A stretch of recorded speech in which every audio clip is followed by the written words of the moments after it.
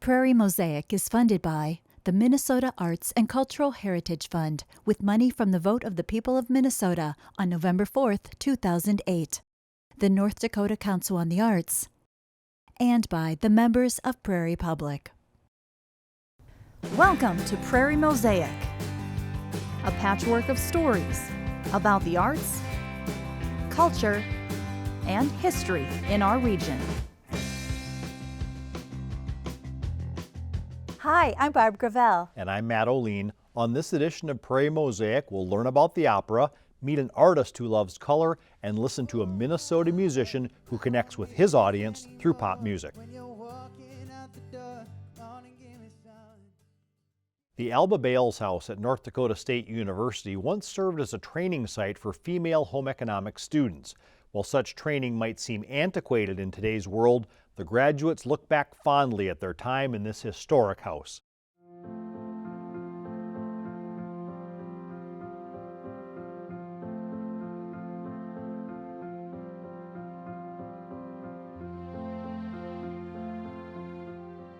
It was like the real life experience of some of the classes that we had taken, especially in management, planning, organizational skills, nutrition, because we cooked all our meals. So a lot of it was to make sure that we scheduled things well, that we were organized, that we learned how to manage, work together as a team lots of times. So it was sort of that real life experience of the classes we had taken up to that point. 5 to 8 students lived here at a time during one academic quarter in their senior year. And so it was during this time that they were able to put into practice the theory and principles that they were learning in the classroom. But those weeks were really regimented. In addition to their regular classes, each student was required to assume a role in the running of the household. They were responsible for the cooking, for the cleaning, budgeting, grocery shopping, laundry, hosting dinners, and entertaining guests. They also provided demonstrations to Fargo homemakers and other students. So for many of them, this could be a really stressful experience. This was the first time they had done a lot of this. But it also provided amazing opportunities for them to develop their skills in public speaking, preparing research, and for many of them, it was their first exposure to other cultures and to wider social issues. For colleges to access federal funds, they had to provide an opportunity for students to have practical experience in a demonstration setting. And in 1917, NDSU did not have that available on the campus. Alba Bales came to NDSU in 1920 as head of the School of Home Economics. She immediately began advocating to build a home demonstration house. She was very persuasive with the legislature. It was through her efforts that the funds were appropriated for this house. Ground was broken in October of 1922, and the first class of students lived here in the fall quarter of 1923. Alba Bales oversaw the construction of the house. She saw that it was fitted out with the most modern and up-to-date equipment to meet the needs of the home economics curriculum. During her tenure here as dean, Alba Bales championed home economics research, and she incorporated classes into the curriculum that focused on improving the health of children and running an efficient household. She retired in 1942, and in 1954, the house was rededicated from the home demonstration house to the Alba Bales House to honor her leadership in getting this house built and the opportunities that this house provided to the students.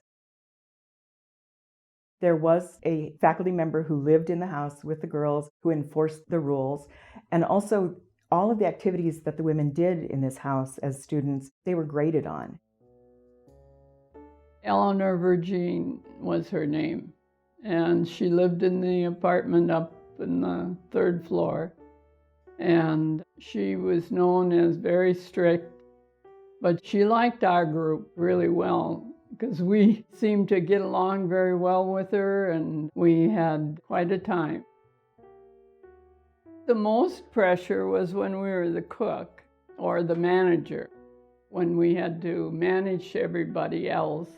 And when we had to cook the meals and we had to plan the meals and we had to have a budget that we had to work with, and we planned 3 meals a day, that was the most pressure.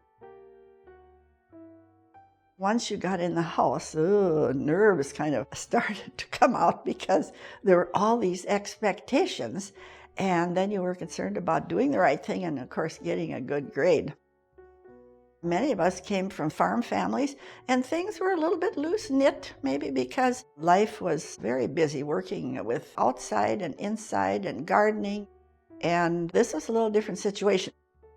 We had classwork, too, that we had to get our homework done and our reports done, as well as the house management. It was intense. I can remember exactly scrubbing the bricks on the fireplace and the tile down below. And if you would not use a clean washcloth in the right way and you ended up with, say, a gray from the fireplace, all of a sudden there was a little bit of gray on that clean washcloth, you had to start all over with a toothbrush.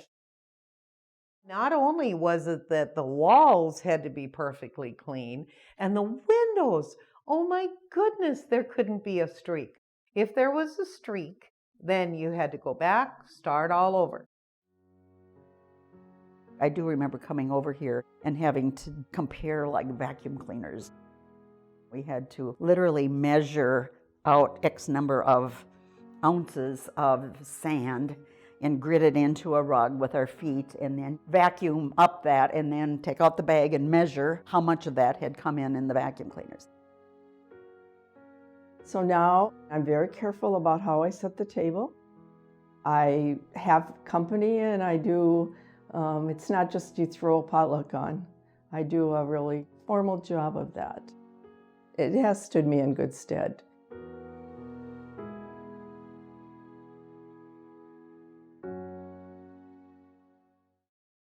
Heather Yella's personal journey to becoming a professional opera singer is one she wouldn't trade for the world. Teaching people about opera and making it more accessible is one of her passions. Listen as she answers questions from students about her art. I'm Heather Yella from Barrett, Minnesota. With being a dramatic soprano, I get to sing longer lines, there's less moving notes, lots of legato singing. I was always surrounded by music. My grandmother loved playing hymns. My grandfather listened to polka music. My mother was into 80s rock. And finally, I was introduced to the musical Grease. And there began my love of musicals, which stemmed into opera eventually. I did my undergraduate degree at Bethany Lutheran College in Mankato. And there I majored in theater, actually. So I took voice lessons and was in choir and discovered my love of opera. And then I auditioned for grad school and began singing in Chicago at North Park University.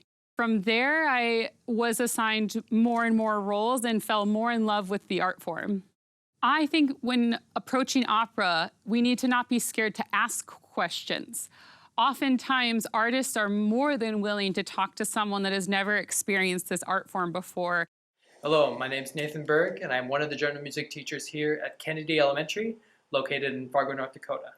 I teach general music, which consists of a variety of things from singing, dancing, or playing instruments. Hey Heather, some of my third graders haven't had much exposure to opera, so here's a couple questions from them. Hello, my name is Jamila, and I wanted to know, how did you learn how to sing in so many different languages? Thank you for your good question, Jamelia. It took a lot of practice. When I went to school, we had to learn something called the International Phonetic Alphabet. And for each letter in our alphabet, there's a symbol that makes a universal sound.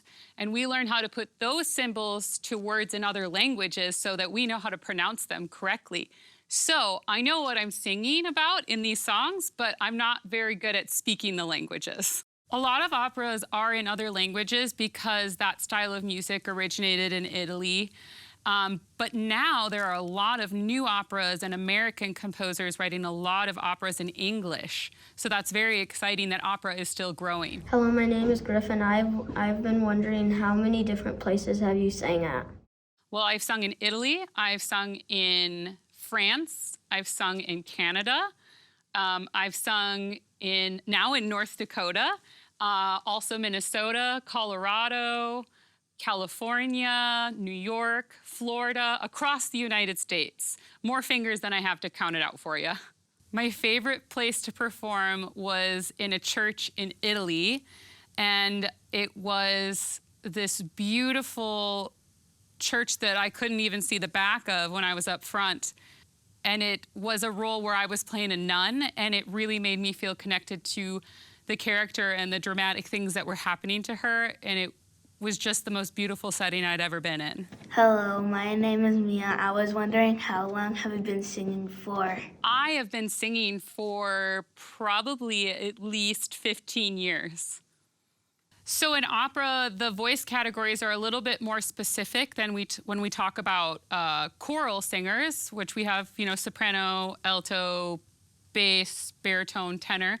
In opera, we get to classify and subclassify. So, for example, I'm mainly a soprano, but under that category, I would be considered a dramatic soprano, which means that I sing a bigger style of repertoire, louder. The orchestra usually has more pieces in it, bigger, fuller. Hello, my name is Gavin, and I was just wondering, how long have you practiced for? I practice probably an hour a day, and that doesn't always mean that I'm singing during that time. It means I'm practicing the languages and the rhythms and on the piano, but then I sing for part of that time as well. Hello, my name is Zoe. I just wanted to know, how do you sing so long? That's a very good question, Zoe. It actually takes many years. It's kind of like when you first start working out in Phys Ed class. You can't go as long because your muscles aren't as strong, and then you realize you can go longer. It's the same thing with singing with your body and your throat. Those muscles need to build up, so you do that throughout your years of training. Hello, my name is Aria. I was wondering if you've ever lost your voice. Aria, what a beautiful name and a good question. I have lost my voice, and it's usually because of getting a cold or something like that. And then you have to be very quiet, which isn't fun, but it comes back eventually. Hello, my name is Stella. I was wondering if you have ever played a different instrument. I used to play piano when I was very little, and also clarinet, but I am not as good as the lady you've heard playing with me today. Now I'm just better at singing. I actually am a teacher right now. I'm a part-time professor down at Bethany Lutheran College, my alma mater, and I teach voice lessons there.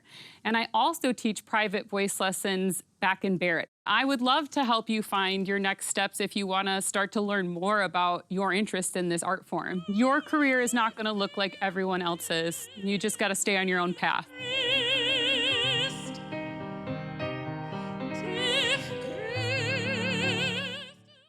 Emily Williams Wheeler is a self-taught artist who has contributed public art throughout the region.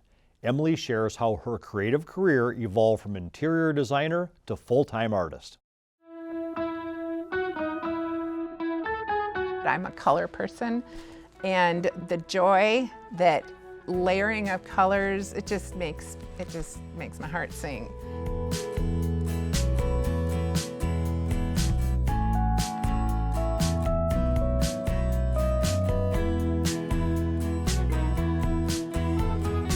The journey that I have taken to get to where I am today was not the path that I planned.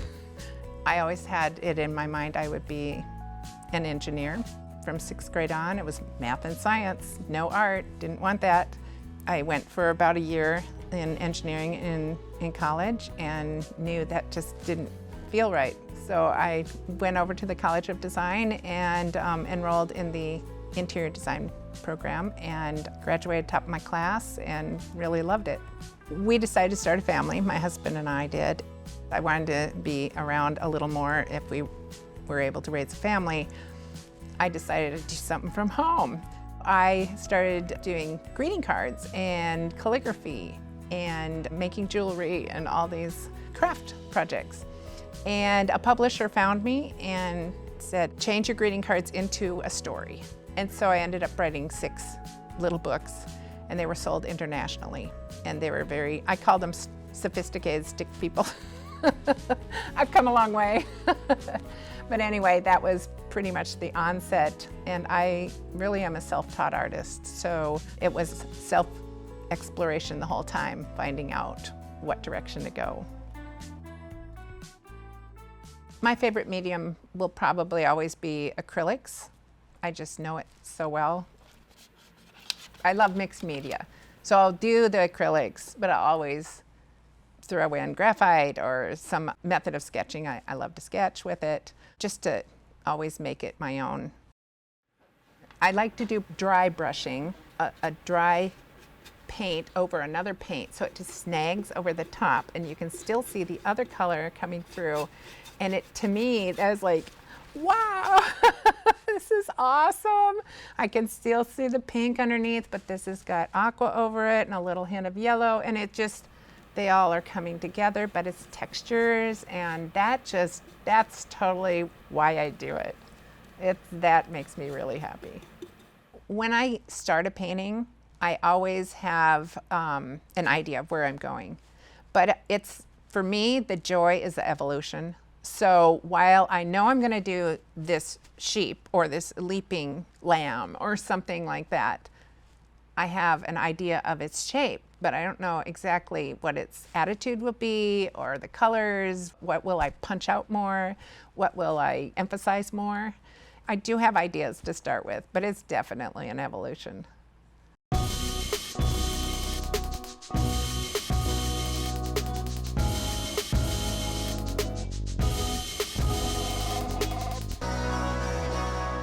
I do an awful lot of commissions, but it's based off of what I am doing and they like it.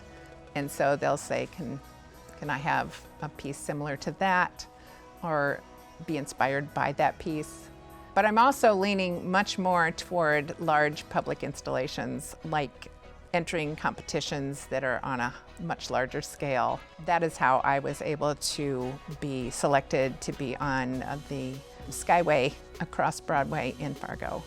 It was an open call for art, and I have been wanting to put something on that Skyway for a long time, and it was approved. And so that was another way of me getting art to the public. I've had a wonderful partnership of working with West Acres Mall because they've given me opportunities that I probably wouldn't have had. I've designed out at West Acres Mall the playroom, the mural out there.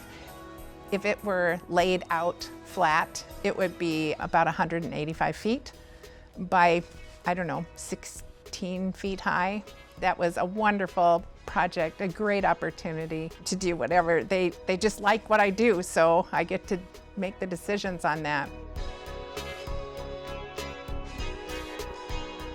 I don't want it to stop at just, there's another pretty painting. So while the colors are fabulous and everything, I hope that a person is pulled closer to see the process. I always leave the lines of sketches and whatever happens underneath. That's, like I keep saying, the evolution of the painting. I want people to see that. That's the depth also. I don't do a flower painting, just a bouquet or something. I will do a giant flower. I'll do something that will take you closer, pull you in more. That's what I want the experience to be.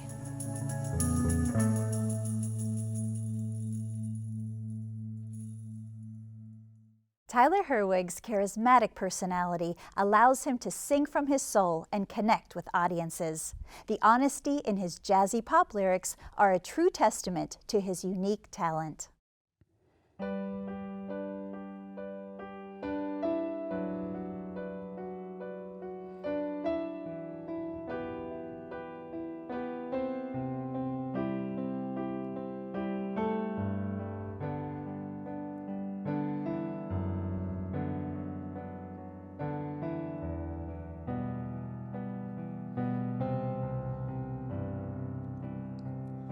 Your eyes are enough to make me smile, your touch is enough to numb my heart for a while. I'd hold you so tight, tell you that I loved you, I'd give you the world, but the world gave me you. You're all I need, all I've ever wanted. You're all for me, all I need to breathe. You're my air, the very air I need to breathe.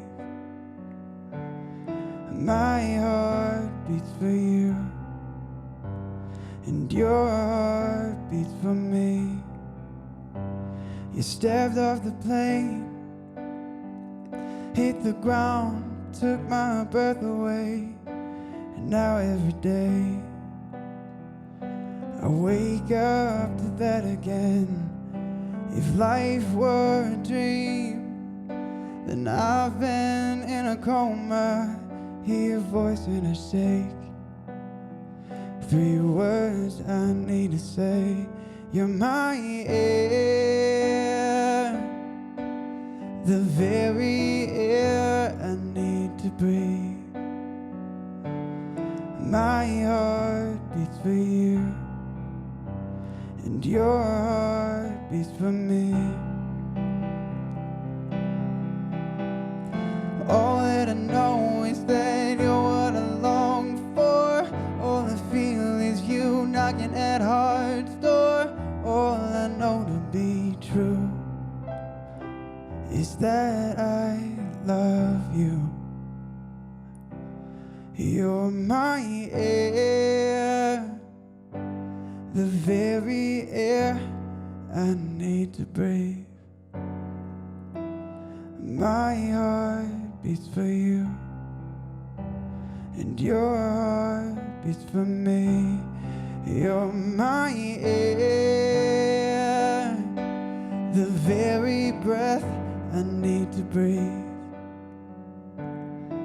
My heart beats for you, and your heart beats for me.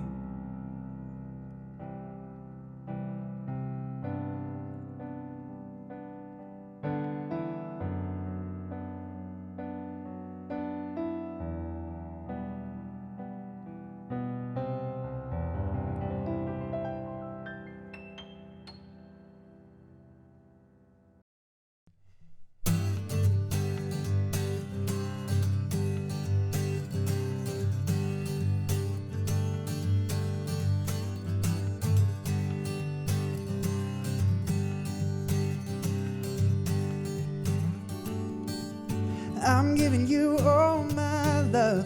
I don't need this anymore. When you're walking out the door, come on and give me some.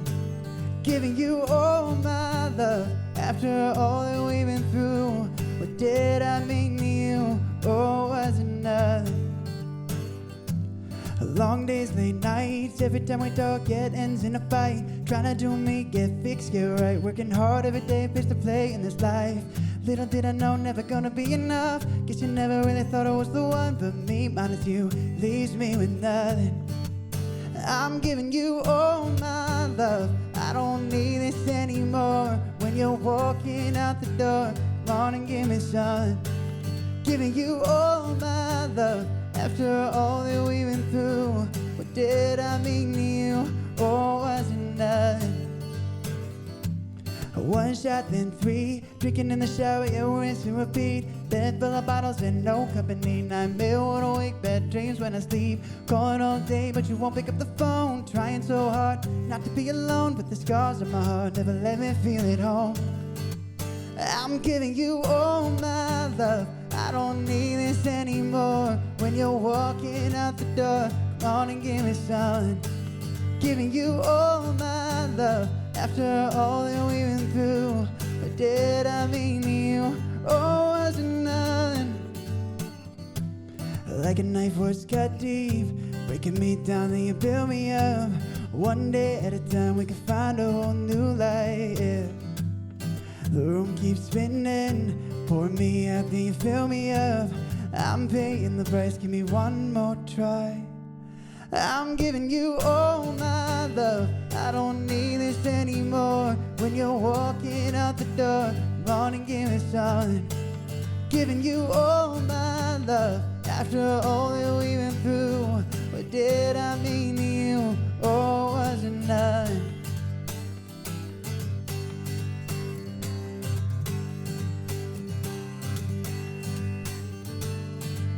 I'm giving you all my love. I don't need this anymore. When you're walking out the door, come on and give me some. Giving you all my love. After all that we went through, what did I mean to you? Or was it nothing? Or was it nothing? If you know of an artist, topic, or organization in our region that you think might make for an interesting segment, please contact us at prairiemosaic@prairiepublic.org. You can watch this and other episodes of Prairie Mosaic on Prairie Public's YouTube channel. And please follow Prairie Public on social media as well. I'm Barb Gravel. And I'm Matt O'Lean. Thank you for joining us for another edition of Prairie Mosaic.